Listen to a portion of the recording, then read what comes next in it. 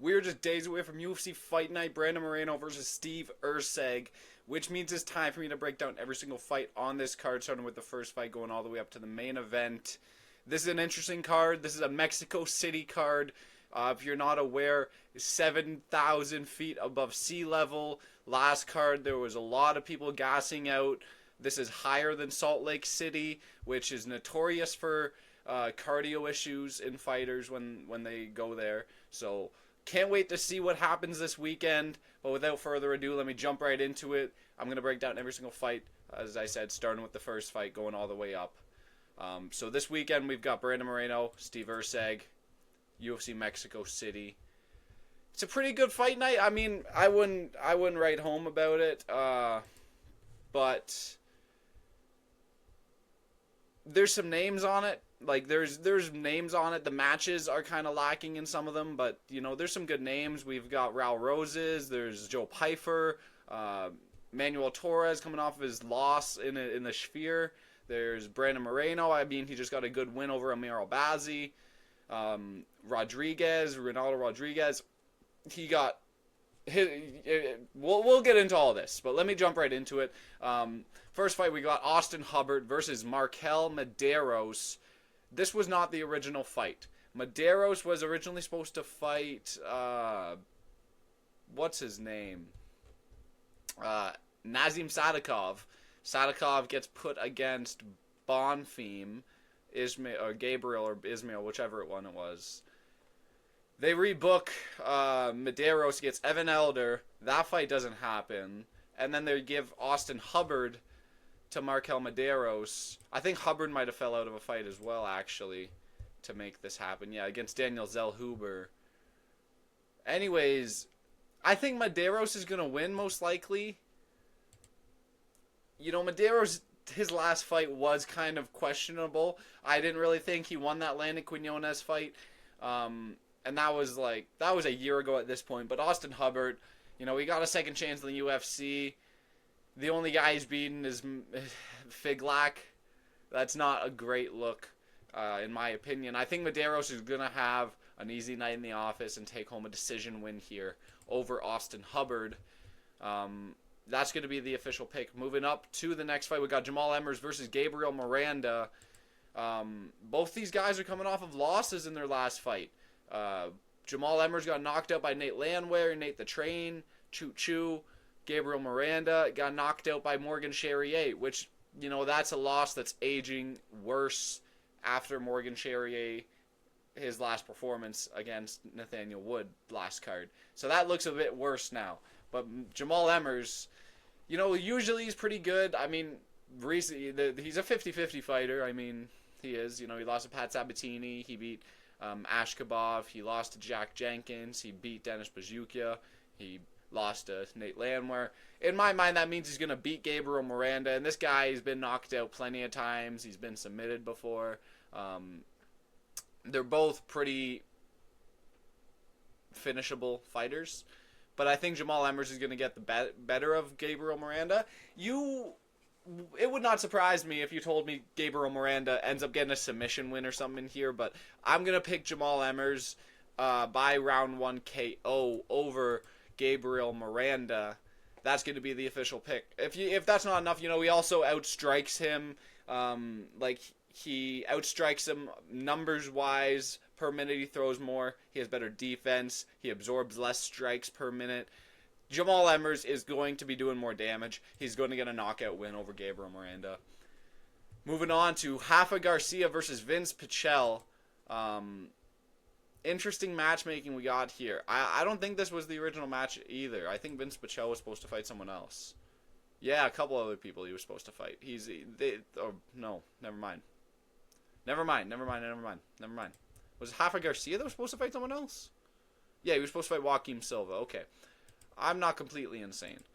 Rafa Garcia is the younger guy here. He lost to Grant Dawson in his last fight. You know, he got TKO'd, which to get TKO'd by Grant Dawson is kind of incredible.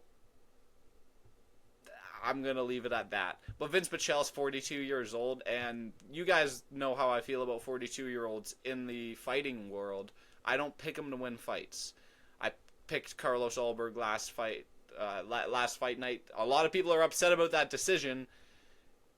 Did you guys really have money on a 42-year-old Jan Blachowicz? Like, that seems really... You're playing with fire. I'm not going to spend too much time on this one. I'm waffling about other fights here, but I think Rafa Garcia is going to take home a pretty non-eventful decision win. I wouldn't be surprised if he finished Vinc Pichel, but yeah, we'll say a decision win for Rafa Garcia. Moving up to the next fight, Julia Polastri versus Lupita Godinez. I'm pretty confident in this one, I won't lie. Julia Polastri, she just beat Corey McKenna by a split decision, but like a split decision to Corey McKenna is interesting. Lupita Godinez, she did lose her last two. Virna Jandiroba is going to be fighting for a belt soon, and Mackenzie Dern, that was a really close fight. And it's Mackenzie Dern, like, she's pretty good. I think Lupita Godinez is going to have a field day in this fight. I won't lie. I think Lupita Godinez is a great boxer. Lot of potential, and I think she's going to take home a decision win over Julia Polastri. Yeah, a win over Corey McKenna is just not doing it for me. I'm pretty confident in this one, too. I think Lupita Godinez is going to batter her on the feet. Going Lupita Godinez. Moving on to the next fight. Melquizael Costa versus Christian Rodriguez. And what a fight this is. What a fight this is. Melquizael Costa fought really recently. Andre Fili. That was only 3 weeks ago we fought, but it was a quick win. It was a round one win. No damage sustained.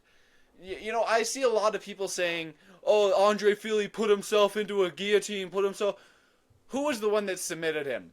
Melquizael Costa. You can't just discredit a win like that.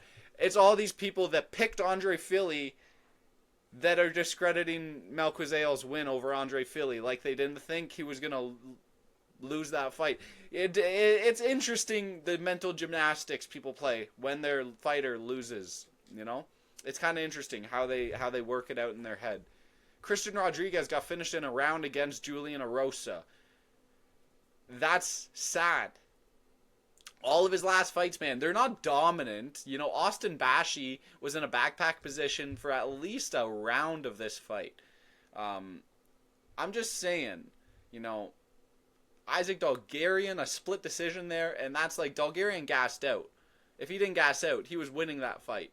Cameron Simon, Raul Rosas Jr., none of these are like complete, utter dominations. He's just like not letting them do what they're used to, and then he just kind of coasts his way to a decision. But Melquizael Costa should be the more physical opponent here. He's fought at lightweight, you know. Now he's down at 145, and Christian Rodriguez fought at 135 and moved up, you know. And Julian Erosa made quick work of him in that fight. I think Costa is going to be the more strong grappler, and he's going to submit Christian Rodriguez. I'm picking against Christian Rodriguez again. I really dislike C-Rod. I've been picking against him. And Melquizael Costa, the only reason you would pick against Melquizael Costa in this fight is because he made a short turnaround, you know? And people win short turnarounds sometimes, you know? I don't think Costa would have taken a fight against C-Rod if he didn't have faith in himself to win. I think this is his chance to possibly get a ranking beside his name, or close to it. Maybe win this one, and then the next fight is for a ranking. But I think he's taken home a submission win over C-Rod. Book it, Melquizael Costa, round 1 or 2 submission win over Christian Rodriguez. Christian can't hang. That's the pick. Next fight, we've got Ateba Gautier versus Jose Medina. Oh, man. I don't know, man. Jose Medina has a chin that needs to be studied by science. He'll take shots off of anyone, man. Francis Ngannou wouldn't be able to knock this guy out. But Gautier, you know, he's all KOs in his career. All KOs. I just can't see Medina winning a fight, man. Even if it ends up being a decision win for Gautier, I don't see how Medina ends up winning this. Like, he's a dog. I don't see how he just dogs it out, man. I don't know. Unless he just catches him with something and like knocks him out, or like, Gautier turns out to be really terrible. I don't see a world where Gautier falters in this fight with his reach advantage that he has and height advantage that he has as well. And like at a certain point, something's got to give, man.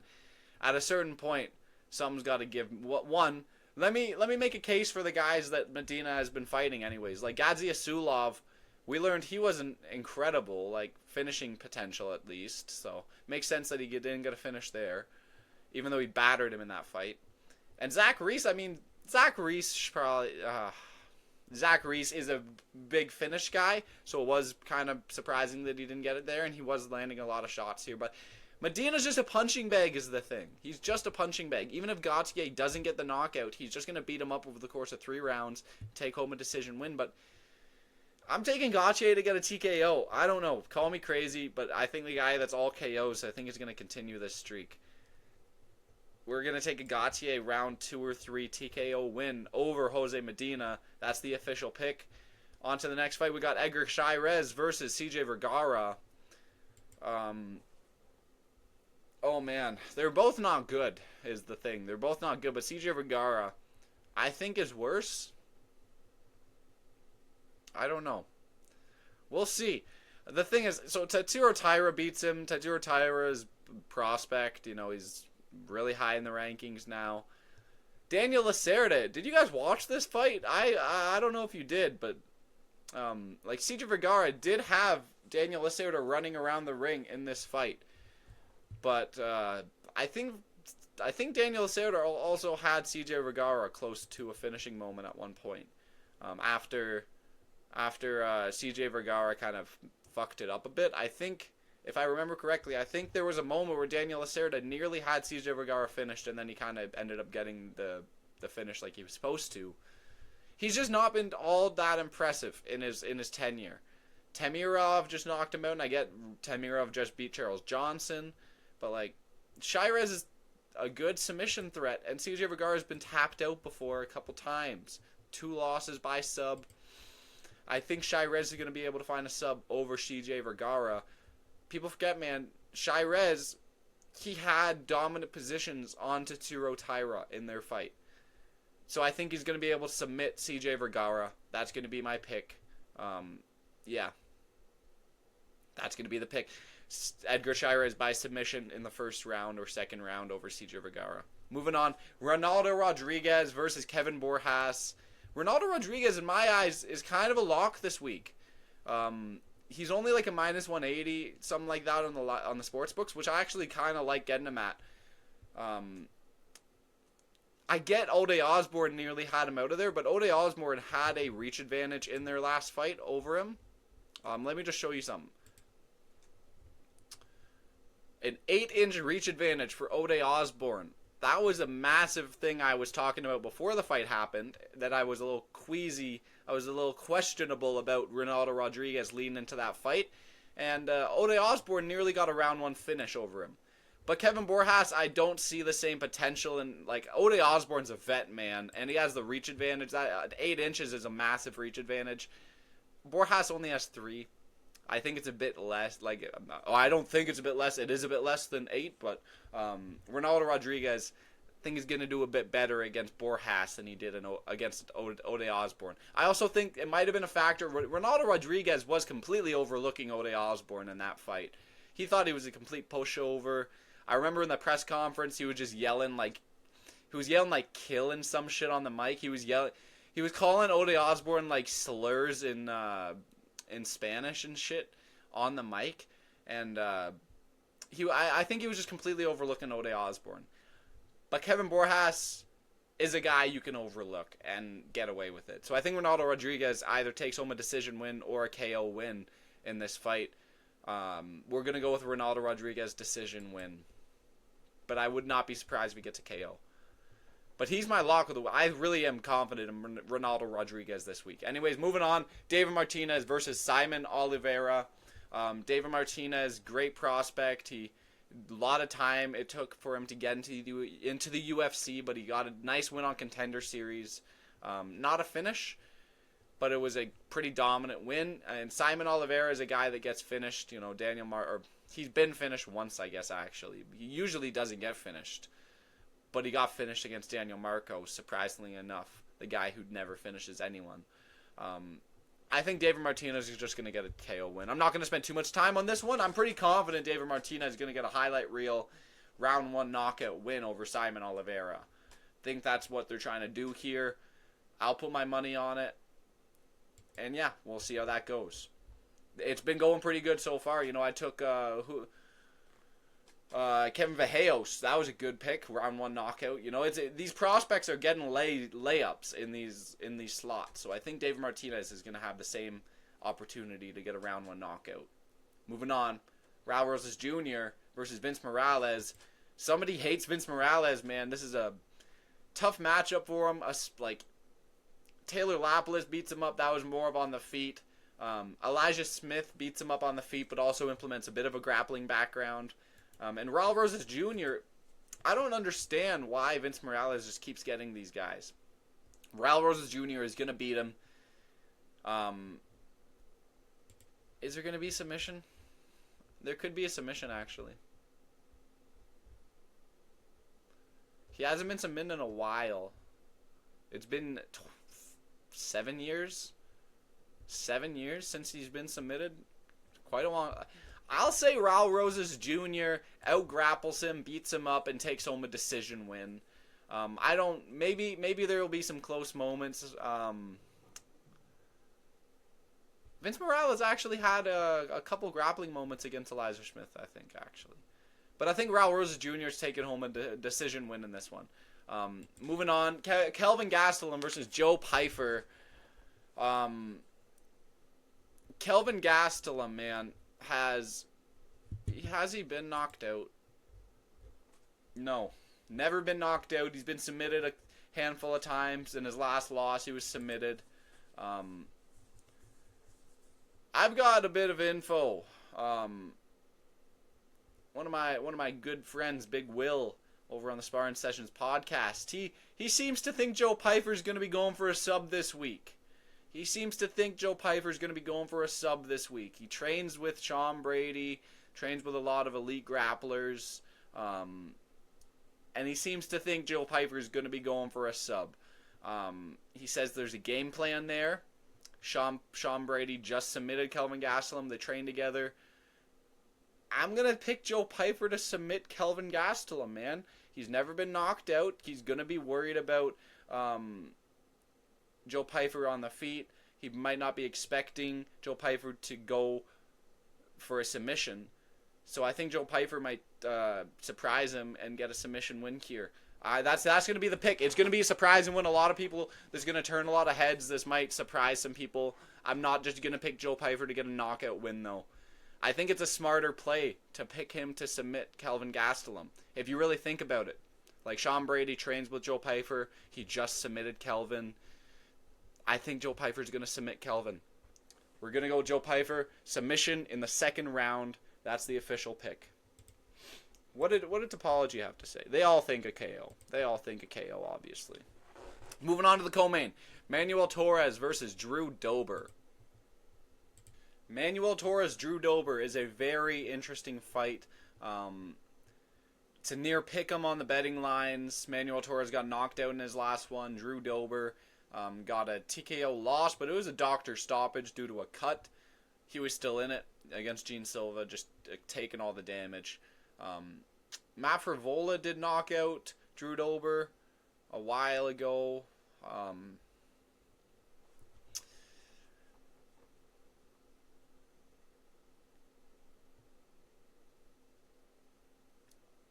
I think Manuel Torres is going to knock out Drew Dober.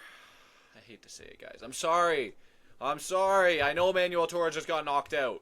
I know he just got knocked out, but Ignacio Bahamondes is a fucking beast. And he had a reach advantage. Bahamondes has nearly a 3-inch reach advantage on Torres. And guess what? Torres has a 3-inch reach advantage on Drew Dober.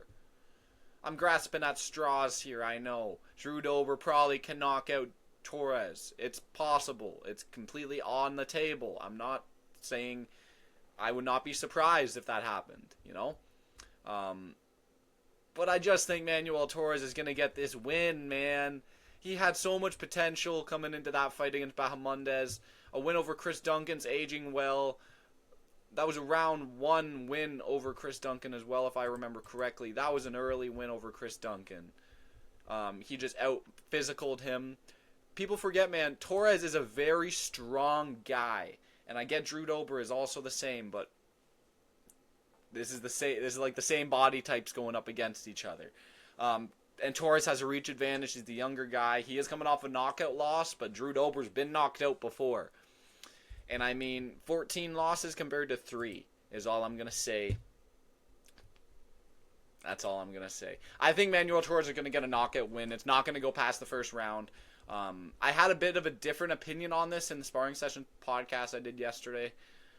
I don't know. I just had a bit more time to think, and I just think Manuel Torres is going to knock out Drew Dober. That's going to be the pick I'm going with. And we're moving on to the main event, Brandon Moreno versus Steve Erceg. It's time.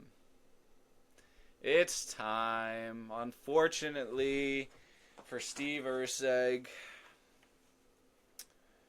Viva la Mexico. We're going with Brandon Moreno to beat Steven Erceg.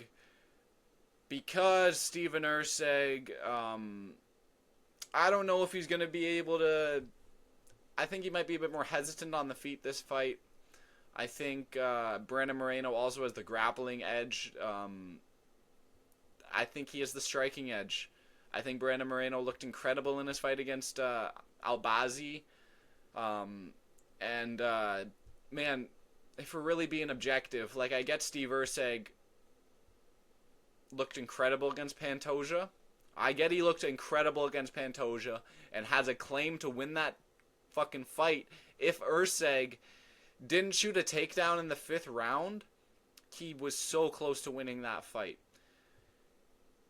But really, he's only beat Alessandro Costa, Matt Schnell, and David Dvorak in the UFC. And I get it, Pantoja, that was a close fight. But, like, a great striker like Kai Kara-France knocked him out. And look at what Brandon Moreno did to Kai Kara-France on the feet. It's all. I think Brandon Moreno is going to have a good day. He's going to beat up Erceg, possibly get a late rounds TKO over Steven Erceg, or get a decision win. I think Brandon Moreno wins this fight, though. I love Steven Erceg, man. I want him to succeed. I really want him to succeed. I picked him to beat Pantoja. I was riding that fucking train. And Erceg nearly won that fight, man. It was so close. And I picked him to beat Kai Kara-France. And I cried that night. Tears of fucking sadness. And Brandon Moreno, man, he's not done. He's only 31 years old. Didn't mean for that to rhyme. But people think like this guy is at the end of his career. Oh, he's sustained so much damage. He sustained so much damage. They use a phrase called fight years for Brandon Moreno. They have to make up something to say Brandon Moreno's older than he actually is. He's only 31 years old. All this talk about Brandon Moreno being done and has sustained all this damage made me think he was like 35, 36. He's only 31. You know? It's not that old. That's like, he's approaching the fucking prime age. I guess flyweights are a bit, their age cap is a bit lower. But I think 31, he's still got fucking 3-4 years left in the tank. And I think you give me Brandon Moreno 29 years old compared to Steve Erceg 29 years old, and I think Moreno clears him. I just think there's a skill difference between the two of them. There's just a skill difference. No shade on Erceg. I really think he's great. But maybe he won't be champion one day. I don't know. Maybe I have to be honest. Maybe that was his one shot that he had, and he just... his lose yourself moment. He ended up choking, you know? Anyway, I think Brandon Moreno's going to win this one. I'm going to quick go off. I think Brandon Moreno's going to win either decision or round 4 TKO. That's going to be the pick, man. Yeah, we got the sombreros because we're picking Brandon Moreno. And we're backing a couple Mexicans on the card. You know, we've got Moreno, Torres, who else? Martinez, Rodriguez, Chairez. Did I pick against a Mexican? I didn't say Rosas either. It tripped me out, the United States flag. Rafa Garcia. I picked all Mexicans this card. Lupita, Godinez. I picked all. Let's go. Clean sweeps for Mexico. Let's go. Anyways, let me know what you guys thought of the picks. Yeah, I'm still going to be making a video about fouls coming soon. There's just so much more stuff to put in. There's so much more stuff to put in now. So I can't wait to make that video. It will be coming here soon. But yeah, let me know what you thought of the picks. We'll be back here for more soon. Thank you for watching. Make sure to like, comment, subscribe. Have a good one.